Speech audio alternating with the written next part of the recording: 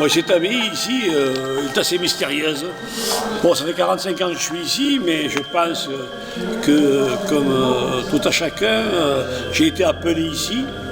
Et donc, j'ai été guidé, je pense, par une énergie, une grande énergie à laquelle je crois. Et au fur et à mesure des restaurations de l'abbaye, en étant ici souvent, il s'est passé des choses assez bizarres. D'ailleurs, Équilibre en a fait toute une page entière sur le côté ésotérique de l'abbaye, notamment une coquille Saint-Jacques était tombée sur le gant d'un collègue et dont le gant a saigné tout de suite,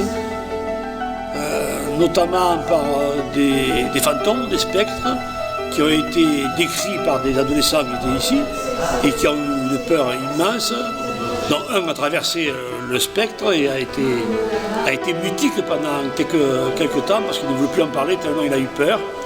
Et aussi des gens qui m'ont téléphoné en me disant « Monsieur, on est allé à l'abbaye et puis on a entendu les chants de sœurs. » Alors je lui ai dit « Attendez, les sœurs, ça fait longtemps qu'elles ne sont plus là. » « Mais non monsieur, on n'est pas des imbéciles, on a entendu les chants des sœurs. » Alors j'ai dit, bon écoutez, vous avez certainement raison, parce que le lieu quand même est très mystique, est très ésotérique et très énergétique.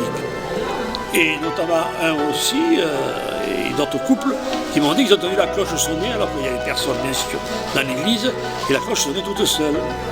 Et encore quelqu'un de Carcassonne qui était venu me voir en disant, monsieur, j'ai eu très peur, je suis venu à l'abbaye, bien sûr l'église était fermée, et dans la chapelle romane, j'ai vu d'un coup surgir un chevalier tout noir. J'ai eu très peur, qui m'a dit « N'aie pas peur, j'ai un message à te donner, et reviens. » Alors je suis revenu, et il m'a dit « Alors, qu'est-ce que tu veux ?» On m'a dit « Comment tu t'appelles ?» Il m'a dit « Je suis celui qui a ravagé l'abbaye à l'époque des Moutiers, au XVe siècle. » Donc on voit au fur et à mesure que cette abbaye ici n'est pas anodine, étant donné que certaines personnes, selon où elles se mettent, ont des maux de tête, d'autres sont contentes et d'autres ont des angoisses.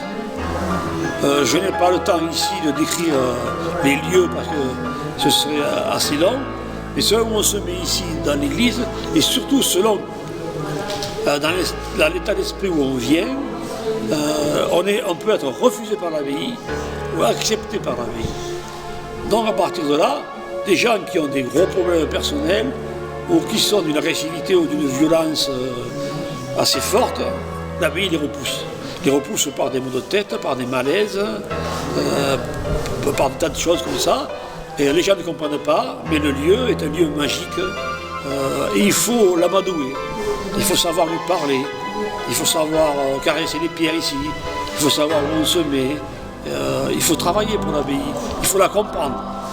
Et en la comprenant, l'abbaye accepte déjà. Si les gens sont agressifs, c'est plus pareil.